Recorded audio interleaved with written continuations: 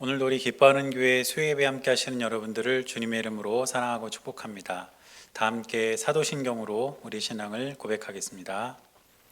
전능하사 천지를 만드신 하나님 아버지를 내가 믿사오며 그 외아들 우리 주 예수 그리스도를 믿사오니 이는 성령으로 잉태하사 동정녀 마리아에게 나시고 본디오 빌라도에게 고난을 받으사 십자가에 못 박혀 죽으시고 장사한 지 사흘 만에 죽은 자 가운데서 다시 살아나시며 하늘에 오르사 전능하신 하나님 우편에 앉아 계시다가 저리로서 산자와 죽은 자를 심판하러 오시리라.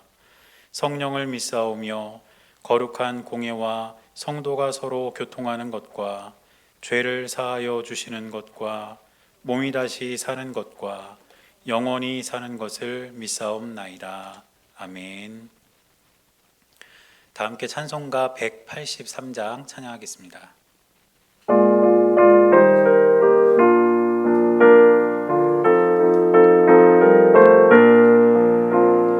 빈들의 마른 풀같이 시들은 나의 영혼 주님이 약속한 성령 간절히 기다리네. 메마른 땅에 단비를 내리시는 성령의 단비를 부어 새 생명 주옵소서. 반가운 빗소리 들려 산천이 춤을 추네. 봄비로 내리는 성령 내게도 주옵소서. 가물어 메마른 땅에 단비를 내리시는 성령의 단비를 부어 새 생명 주옵소서. 절 따라 우러를 내려 조목이 무서가니 갈급한 내 심령 위에 성령을 부소서. 가물어 메마른 땅에 단비를 내리시는 성령의 단비를 부어 새 생명 주옵소서. 참되신 사랑의 언약 어길 수 있사오랴. 오늘의 흡족한 은혜 주실 줄 믿습니다. 가물어 메마른 땅에 단비를 내리시는 성령의 단비를 부어 새 생명 주옵소서.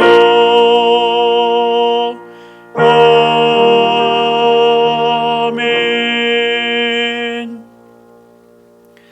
우리 시간에는 함께 합심해서 기도하도록 하겠습니다. 첫째로는 오늘 예배와 우리 교회를 위해서 함께 기도하겠습니다. 우리가 계속해서 비대면 온라인 예배로 예배를 드리고 있는데 우리가 여러 가지로 불편하고 어려운 점은 있지만 우리가 있는 자리가 하나님을 만나는 예배의 자리임을 잊지 않고 오늘도 이 예배를 통해서 하나님을 깊이 만나는 귀한 시간 될 수 있게 달라고 우리가 함께 기도하고 또 우리 기뻐하는 교회가 이 지역에 꼭 필요한 교회로 든든히 성장할 수 있기를 함께 기도하겠습니다. 두 번째로 코로나 바이러스로 인해서 큰 어려움 중에 있는 우리나라와 세계를 위해서 함께 기도하겠습니다. 그리고 마지막으로 여러분 각자의 기도의 제목을 가지고 이 시간 함께 기도하겠습니다. 다 함께 기도하시겠습니다.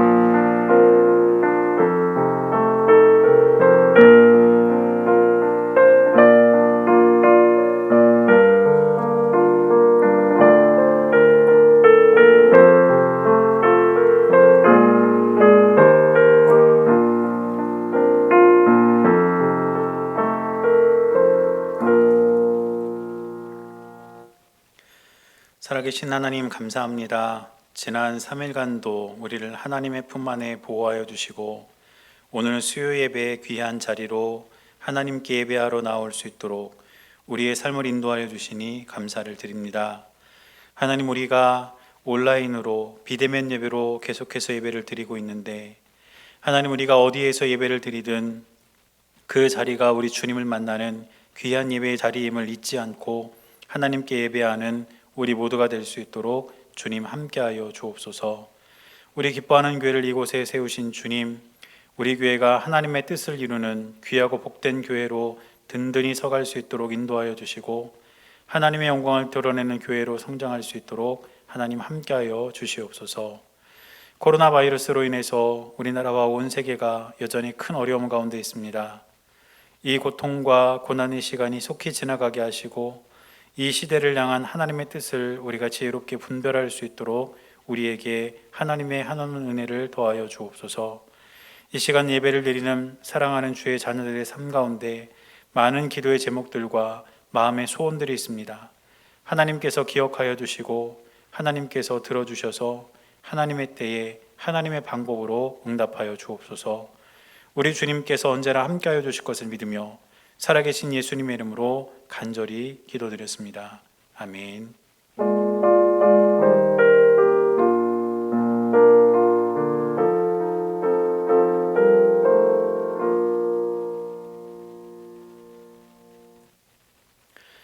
오늘 우리에게 주시는 하나님의 말씀은 시편 68편 19절에서 27절까지 말씀입니다.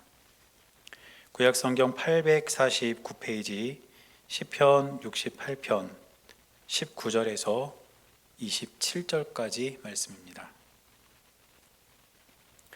제가 말씀을 봉독할 때 여러분도 함께 말씀을 보시기 바랍니다. 날마다 우리 짐을 지시는 주 곧 우리의 구원이신 하나님을 찬송할지로다. 하나님은 우리에게 구원의 하나님이시라. 사망에서 벗어남은 주 여호와로 말미암거니와 그의 원수들의 머리 곧 죄를 짓고 다니는 자의 정수리는 하나님이 쳐서 깨뜨리시리로다. 주께서 말씀하시기를 내가 그들을 바산에서 돌아오게 하며 바다 깊은 곳에서 도로 나오게 하고 내가 그들을 심히 치고 그들의 피에 내 발을 잠그게 하며 내 집의 개의 혀로 내 원수들에게서 제 분깃을 얻게 하리라 하시도다. 하나님이여, 그들이 주께서 행차하심을 보았으니 곧 나의 하나님 나의 왕이 성소로 행차하시는 것이라. 소고치는 처녀들 중에서 노래 부르는 자들은 앞서고 악기를 연주하는 자들은 뒤따르나이다. 이스라엘의 근원에서 나온 너희여, 대회 중에 하나님 곧 주를 송축할지어다. 거기에는 그들을 주관하는 작은 베냐민과 유다의 고관과 그들의 무리와 스불론의 고관과 납달리의 고관이 있도다. 아멘. 오늘도 살아계신 하나님의 은혜가 여러분들의 삶 가운데 함께 하시기를 주님의 이름으로 간절히 축원합니다. 우리 옆에 함께 예배드리시는 분들 계신다면 우리 함께 인사하겠습니다. 하나님께서 우리와 함께 하십니다. 인사하겠습니다. 시작. 하나님께서 우리와 함께 하십니다. 이번 주는 날씨가 계속 흐리고 계속 비가 오고 있습니다. 또 코로나 확진자 수도 좀처럼 내려가고 있지 않고 있는데, 아무쪼록 여러분의 삶 가운데 하나님의 돌보심과 평안함이 있게 되시기를 바라고, 또 우리가 어려운 때일수록 하나님 우리와 함께 하신다는 그 사실을 우리가 잊지 않고 꼭 주님만 바라보면서 주님과 믿음으로 동행하는 여러분들이 될 수 있기를 주님의 이름으로 간절히 축원합니다. 오늘 우리가 시편 68편을 함께 읽었는데, 우리가 읽은 시편 68편은 표제어를 보니까 다윗이 지은 시로 그렇게 되어 있습니다. 그런데 이 시편 68편은 한 가지 통일된 주제를 다루고 있는 시가 아니라 이 시 안에는 굉장히 다양한 주제들이 언급되고 있는 것을 우리가 알 수가 있습니다. 우리가 오늘 본문을 다 읽지는 않았지만 시편 68편을 전부 다 읽어보면 그 안에는 기도에 관한 내용도 있고, 또 감사에 대한 내용도 있고, 찬송에 대한 내용도 있고, 구원에 대한 내용도 있고, 신탁에 대한 내용도 있고, 이렇게 여러 가지 주제를 포함하고 있는 것을 볼 수가 있습니다. 또 이 시에는 구약 성경에 딱 한 번만 등장하는 단어가 무려 15번이나 나옵니다. 그러니까 15개의 단어는 구약 성경에 딱 한 번밖에 안 나오는 단어인데 그 단어들이 여기에 15개의 단어가 들어가 있다는 것이죠.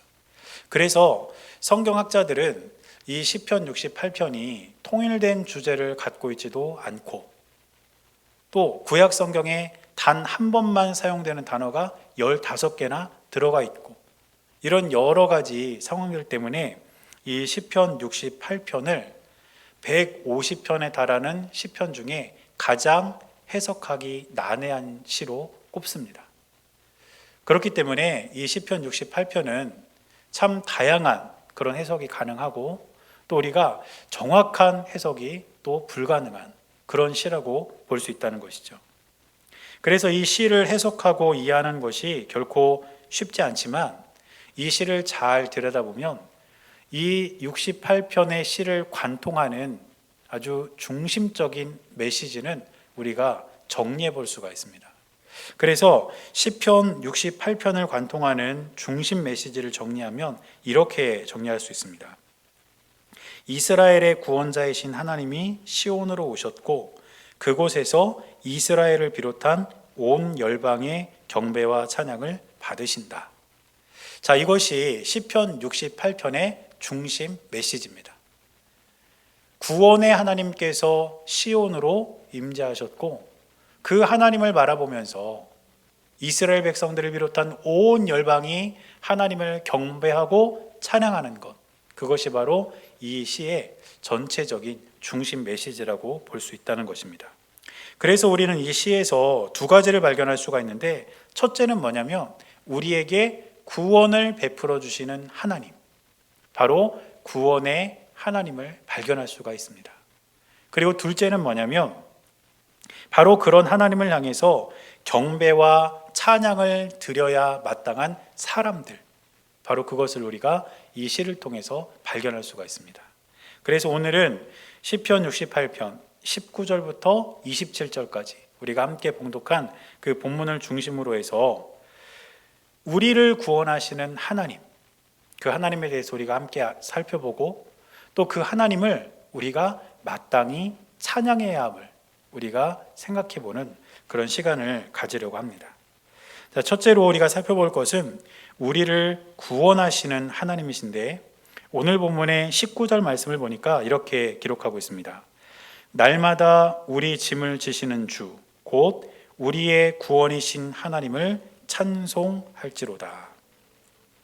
지금 다윗은 구원의 하나님에 대해서 뭐라고 표현을 하냐면 날마다 우리 짐을 지시는 주, 이렇게 표현하고 있습니다. 사람마다 우리를 구원하시는 하나님에 대해서 다르게 표현할 수 있을 겁니다. 그런데 다윗은 구원의 하나님에 대해서 날마다 우리 짐을 지시는 주님, 이렇게 표현하고 있다는 것이죠. 여기에는 하나님의 구원에 관한 두 가지 의미가 담겨 있습니다. 첫째 의미는 무엇이냐면 하나님의 구원은 언제 임하는가? 언제 임할까요? 오늘 말씀을 보니까 날마다 이렇게 시작하고 있죠. 하나님의 구원은 날마다 임합니다. 이게 하나님의 구원에 관해서 살펴볼 수 있는 첫 번째 의미고, 두 번째 의미는 무엇이냐면 그러면 하나님의 구원은 어떤 형태로 임하는가? 이 질문에 대한 답은 우리의 짐을 지시는 것으로 임한다라고 다윗은 표현하고 있습니다. 그렇기 때문에 하나님의 구원에 관해서 두 번째 의미는 무엇이냐면 우리의 짐을 져주시는 분, 바로 그 하나님이 우리를 구원해 주신다는 것이죠. 이렇게 두 가지 의미로 하나님의 구원에 대해서 살펴볼 수가 있는데, 먼저 날마다 임하시는 하나님의 구원에 대해서 한번 살펴보겠습니다. 여러분, 우리가 어떻게 하나님의 구원을 날마다 경험할 수가 있을까요? 우리가 하나님의 구원을 날마다 경험할 수 있는 이유는 무엇이냐면 하나님께서 여전히 살아계셔서 지금도 우리와 함께하고 계시기 때문입니다. 하나님은 우리와 함께 하시기 때문에, 한 번도 우리를 떠나신 적이 없기 때문에 우리는 날마다 주님과 동행하며 하나님께서 베푸시는 구원을 경험할 수가 있다는 뜻입니다. 예수님께서 승천하실 때 마지막으로 남기신 말씀이 있습니다. 여러분 아마 기억하실 겁니다. 마태복음 28장 20절 뒷부분을 보니까 예수님께서 승천하시면서 마지막으로 남긴 말씀이 이런 말씀이에요. 볼지어다 내가 세상 끝날까지 너희와 항상 함께 있으리라 하시니라. 이것이 예수님께서 이 땅에 계실 때 마지막으로 남기신 말씀입니다. 우리는 하나님, 예수님, 성령님을 삼위일체 하나님으로 고백합니다. 하나님, 예수님, 성령님을 삼위일체로 고백하는 것이 정통 교리이고 정통 신앙입니다. 삼위일체를 부정하는 것, 그것은 이단이에요. 그래서 우리는 하나님, 예수님, 성령님을 삼위일체 하나님으로 고백하는데, 하나님께서는 예수님을 이 땅에 보내주셨습니다. 그리고 예수님께서는 이 땅에서의 구원 사역을 다 마치시고 승천하실 때에 우리와 함께 하실 것을 약속하셨습니다. 그리고 그 약속대로 성령님께서 지금 저와 여러분들과 함께 하시는 줄 믿습니다.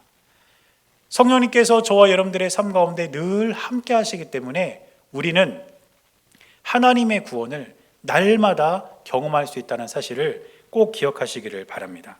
이것이 바로 날마다 임하시는 하나님의 구원에 대한 말씀의 가르침입니다. 그러면 두 번째 의미, 우리의 짐을 지시는 주, 이것은 과연 어떤 의미일까요? 하나님께서 우리의 짐을 지신다는 것도 이제 두 가지로 좀 나누어서 더 세부적으로 살펴볼 수가 있는데, 첫 번째는 뭐냐면 하나님께서 우리 짐을 지신다는 것은 우리 인생의 짐을 대신 져주신다는 거예요. 그것이 바로 우리의 짐을 져주시는 하나님에 대한 그런 의미입니다. 또 두 번째 의미는 무엇이냐면 우리의 짐을 지시는 주님이라는 것은 우리 인생의 짐을 지고 있는 우리를 하나님께서 져주신다는 겁니다. 쉽게 말하면 우리가 인생의 무거운 짐을 지고 살아가고 있지만 그런 우리를 하나님께서 업어주신다는 거예요. 그것이 바로 우리 짐을 지시는 주님께 대한 두 번째 의미라고 볼 수가 있습니다. 그러면 첫 번째 의미를 한번 살펴보겠습니다. 우리 인생의 짐을 대신 져주시는 하나님. 하나님은 무거운 우리 인생의 짐을 대신 져주시고 우리의 삶 가운데 늘 함께하고 계신다는 사실을 저와 여러분들은 잊지 말아야 합니다. 여러분, 우리가 이 세상을 살아가면서 체감하는 그런 삶의 무게가 얼마나 무겁습니까? 우리 인생의 짐이 얼마나 무거운가요? 저도 제 삶을 이렇게 돌아보면 지금 제가 그 어느 때보다 참 무거운 인생의 짐을 지고 살아가고 있는 것 같다는 그런 생각이 듭니다. 돌이켜보면 어렸을 때가 제일 행복했던 것 같아요. 아주 어렸을 때 6살, 7살 초등학교 다닐 때 그때는 아무것도 모르잖아요. 그냥 친구들이랑 들로, 논으로, 산으로 이렇게 막 다니면서 노는 게 재밌고 또 그렇게 놀면서 아무 걱정 없이 살잖아요. 그런데 시간이 지나가지고 이제 제가 부모가 되고 나니까, 제가 아버지가 되고 나니까 그 아버지의 무게, 아버지가 져야 할 그 인생의 짐이라는 게 참 무겁게 느껴질 때가 있습니다. 그리고 이제 돌이켜보면 내가 그렇게 철없게 놀던 어린 시절, 우리 아버지도 우리 어머니도 삶의 무게가 참 무거웠겠다, 이런 생각을 해보게 됩니다. 신앙에 있어서도 그런 것 같아요. 어렸을 때는 그저 교회 가는 게 좋더라고요. 교회 가서 친구들과 형 누나들과 찬양하고 예배드리고 또 서로 이렇게 어울려서 놀고 수련회하고 여름 성경학교하고 막 이런 일들이 참 즐겁고 그 신앙 공동체 안에서 그렇게 살아가는 것이 참 행복하고 좋았습니다. 그런데 시간이 지나서 제가 목사가 되고 또 한 교회를 담임하게 되니까 그 목사가 가지는 그 무게가 정말 때로는 상상을 초월할 정도로 무겁다는 것을 느끼게 됩니다. 저만 그럴까요? 여러분들도 여러분들의 삶의 자리에서 살아가면서 지고 계신 인생의 무게, 삶의 짐이 있지 않습니까? 그것이 때로는 버겁기도 하고 힘들게도 하지 않습니까? 그런데 오늘 말씀은 우리에게 무엇을 가르쳐 주나요? 우리 하나님께서 우리 인생의 무거운 짐을 대신 져주신다는 거예요. 우리의 인생의 그 무거운 짐을 하나님께서 대신 져주시고 우리를 가볍게 하신다는 약속을 오늘 말씀을 통해 우리에게 가르쳐주고 있다는 것입니다. 그러므로 저와 여러분들은 우리 인생의 짐을 대신 져주시고 우리의 인생을 가볍게 하시는 구원의 하나님을 믿음으로 바라보는 저와 여러분들이 될 수 있기를 바랍니다. 그러면 이제 우리가 어떻게 해야 되겠습니까? 그렇게 우리 인생의 짐을 져주시는 하나님께 우리가 나아가야 합니다. 마태복음 11장 28절을 보니까 예수님께서 이렇게 말씀하십니다. 수고하고 무거운 짐진 자들아 다 내게로 오라. 내가 너희를 쉬게 하리라. 우리가 이 땅을 살아가면서 수고하고 무거운 짐을 지고 인생의 무게 때문에 힘겹고 어려울 때 우리 구원의 하나님은 그 짐을 대신 져주시겠다고 그렇게 말씀하셨으니 이제 우리가 그 주님께로 가는 겁니다. 우리의 일상 속에서 항상 예수님을 기억하고 항상 주님께 기도하면서 그렇게 우리의 마음이 하나님을 향하고 우리의 발길이 예배당을 향하고 우리의 삶의 모든 방향이 우리 하나님께로 집중될 때에 저와 여러분들의 인생의 짐을 대신 져주시는 하나님의 구원의 역사가 우리의 삶 가운데 있게 될 줄로 믿습니다.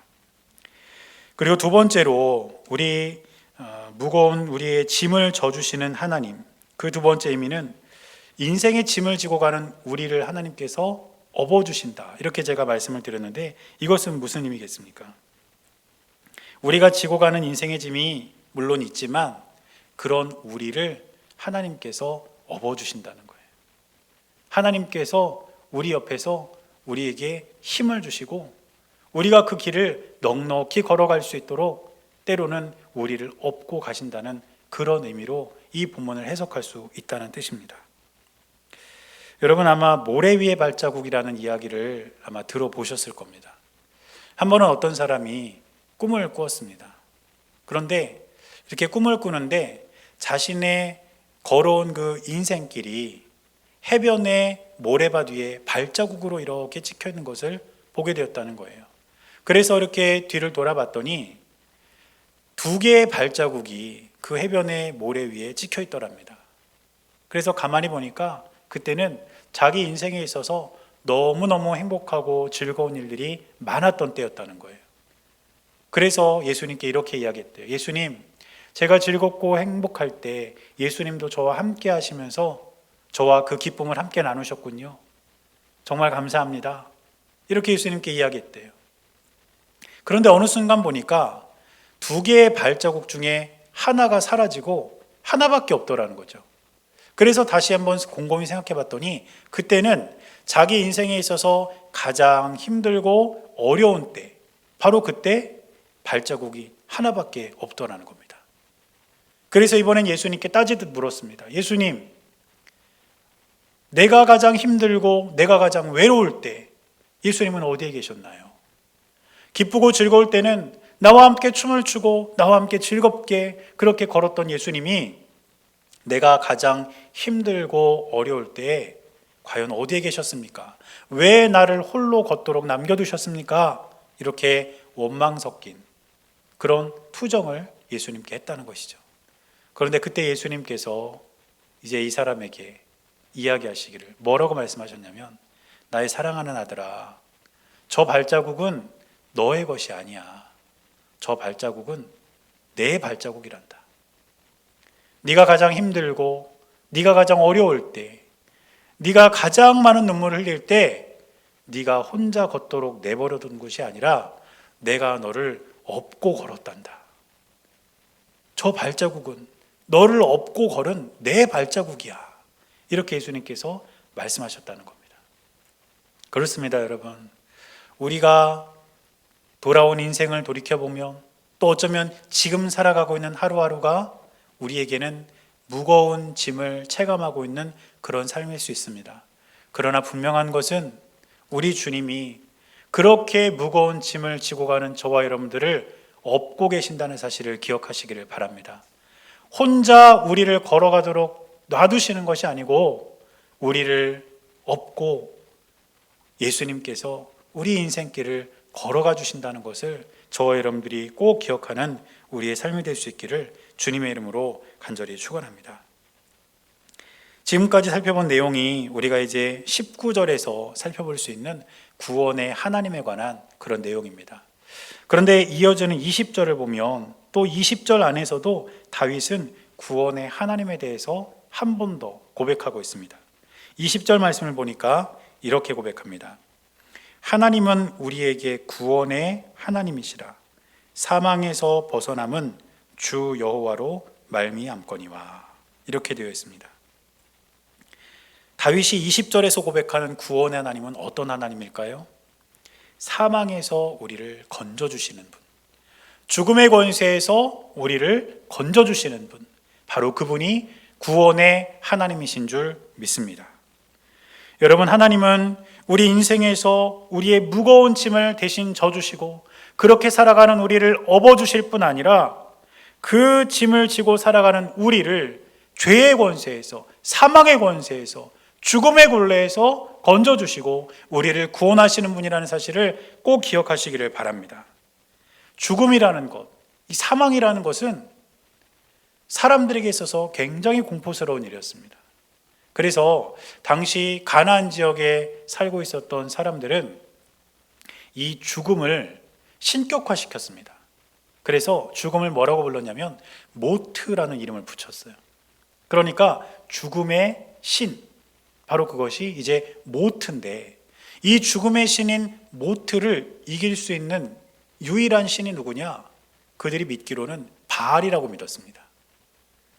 죽음이라는 것, 사망이라는 것, 이것은 사람이 이 땅을 살아가면서 겪게 되는 가장 큰 공포인데 그 죽음의 신인 모트를 이길 수 있는 것이 바알이라는 거예요. 그러니까 그 바알을 섬길 수밖에 없는 것이죠. 그러나 그렇게 우상을 숭배하는 우상 숭배자들이 가득한 그 땅에 지금 다윗이 선포하는 것은 무엇입니까? 죽음을 정복할 수 있는 것은 바알이 아니다.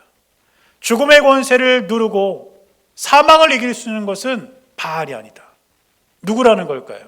하나님이라는 거예요. 바로 하나님이 우리를 죽음에서 건지시고 사망의 권세에서 구원하실 수 있는 유일한 분이라는 것을 지금 다윗은 선포하고 있는 것입니다. 여러분, 우리는 영원히 죽을 수밖에 없는 존재였습니다. 그러나 하나님은 영원히 죽을 수밖에 없는 우리를 예수 그리스도의 십자가를 통해 구원하셨고 우리를 하나님의 자녀로 부르셔서 영원한 하나님의 나라 백성으로 삼으셨다는 것을 기억하시기를 바랍니다. 하나님은 그렇게 사망을 이기셨고 그렇게 죽음의 권세에서 우리를 구원하셔서 영원한 주의 나라 주의 백성으로 우리를 부르셨다는 것을 기억하시기를 바랍니다. 그 하나님이 바로 구원의 하나님이십니다. 그러므로 하나님은 날마다 우리 짐을 져주시며 일상에서 구원을 베푸실 뿐 아니라 우리를 영원한 죽음에서 구원하셔서 우리에게 영원한 생명을 주시는 분이라는 것을 기억하는 저와 여러분들이 될 수 있기를 주님의 이름으로 간절히 축원합니다.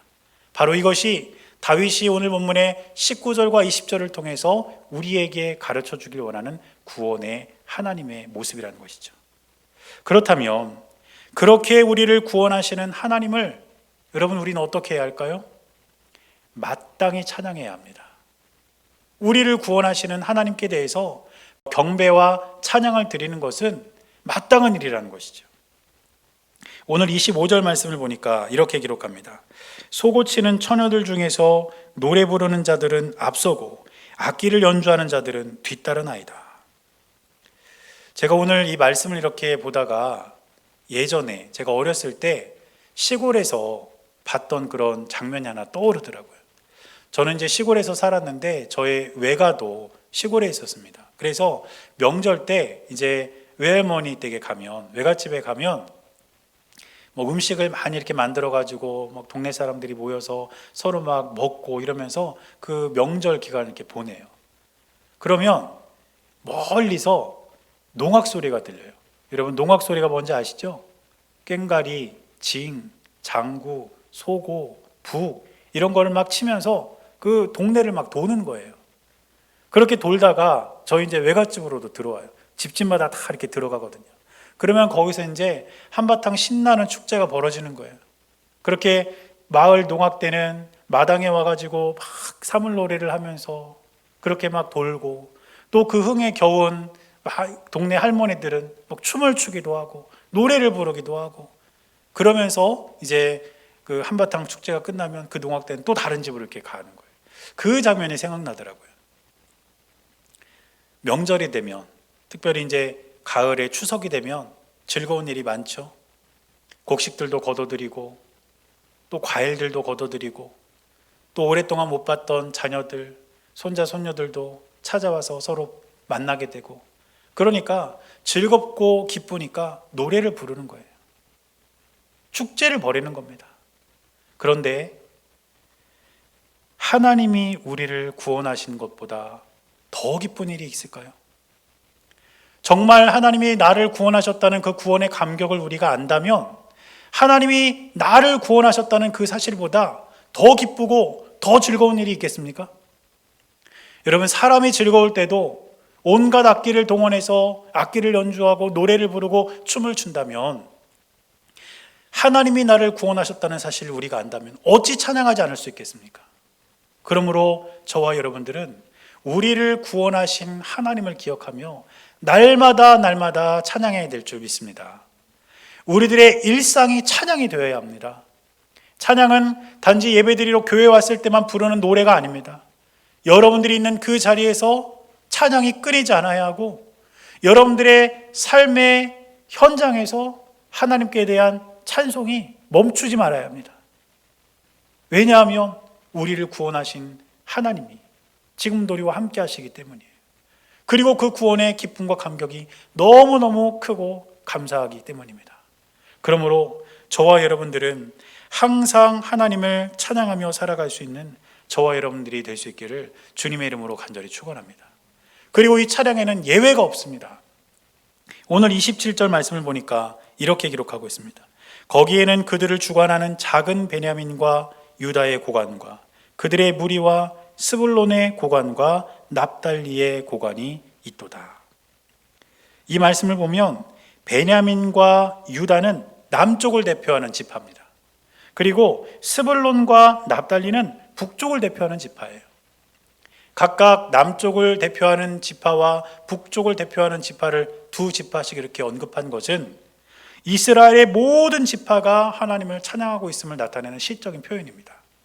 다시 말해서 하나님을 찬양하는 데는 누구도 예외가 될 수 없습니다. 그러므로 저와 여러분들은 한 사람도 빠지지 말고 한 사람도 예외 없이 항상 하나님을 찬양하는 저와 여러분들이 될 수 있기를 주님의 이름으로 간절히 축원합니다. 앞에서 찬양을 인도하는 찬양단만 찬양하는 게 아니에요. 목사인 저만 찬양하는 거 아닙니다.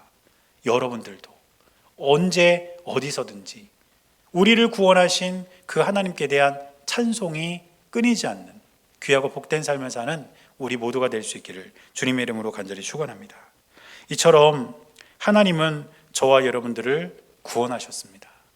그리고 우리를 구원하신 그 하나님을 우리가 분명히 믿고 그 하나님을 우리가 바라본다면 그 하나님께 대한 우리의 반응은 마땅히 찬양이 되어야 합니다. 그래서 저와 여러분들은 항상 우리를 구원하신 하나님을 믿음으로 바라보면서 그 하나님을 찬양하며 사는 우리 모두의 삶이 될 수 있기를 주님의 이름으로 간절히 축원합니다. 기도하겠습니다. 사랑하는 하나님, 하나님의 넘치는 은혜와 사랑이 우리 가운데 있음을 기억하며 우리를 구원하신 하나님께 대해 날마다 감사하며 살아갈 수 있도록 인도하여 주옵소서. 때로는 우리 인생의 무게가 무겁고 우리 삶의 짐이 크지만 그 짐을 대신 져주시는 하나님의 은혜가 우리에게 있음을 기억하며 그 하나님을 날마다 찬양하며 살아가는 우리 모두가 될 수 있도록 주님께서 함께하여 주옵소서. 우리 주님께서 언제나 함께하여 주실 것을 믿으며 살아계신 예수님의 이름으로 간절히 기도드렸습니다. 아멘. 찬송가 260장 함께 찬양하겠습니다.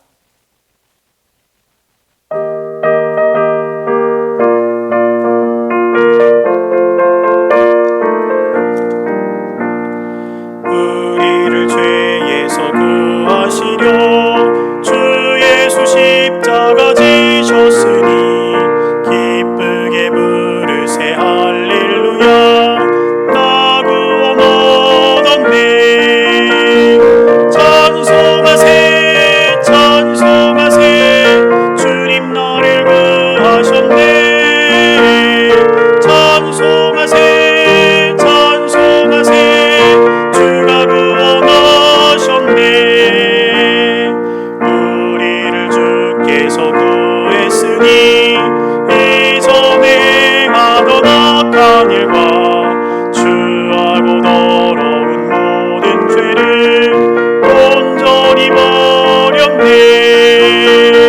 찬송하세 찬송하세 주님 나를 구하셨네.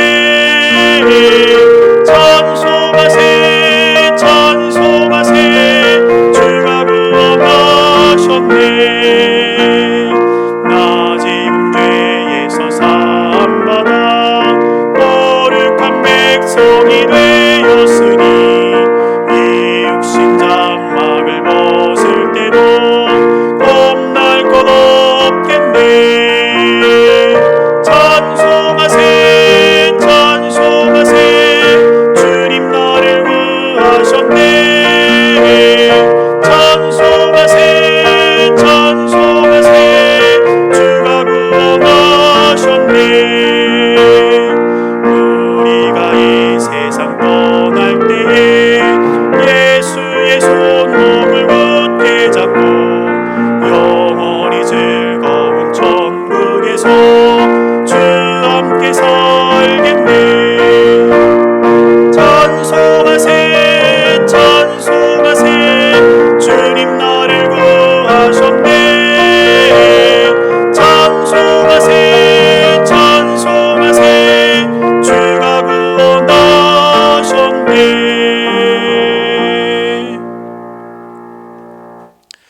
오늘도 우리 기뻐하는 교회 수요예배 함께 하신 여러분들을 다시 한번 주님의 이름으로 사랑하고 축복합니다. 코로나 확진자 수가 좀처럼 줄어들지 않고 있습니다. 지금 이제 백신 접종도 조금 가속도가 붙어서 계속 진행 중에 있는데 우리가 믿음으로 인내하며 기다리면 하나님께서 허락하신 좋은 날이 곧 오리라 믿습니다. 아무쪼록 여러분 건강 늘 주의하시고 또 이제 하루하루 하나님의 은혜 안에서 살아가는 여러분들이 될 수 있기를 제가 항상 기도하겠습니다. 축도하고 오늘 수요예배 마치겠습니다. 이제는 우리 주 예수 그리스도의 은혜와 하나님 아버지의 크고 놀라우신 사랑과 성령님께서 함께 하시는 귀하고 복된 은혜가 우리를 구원하신 하나님을 기뻐하며 하나님께 항상 찬송하며 살아가기를 결단하는 사랑하는 주의 백성들의 모든 삶 가운데 이제로부터 영원토록 함께 하시기를 주님의 이름으로 간절히 축원하옵나이다. 아멘.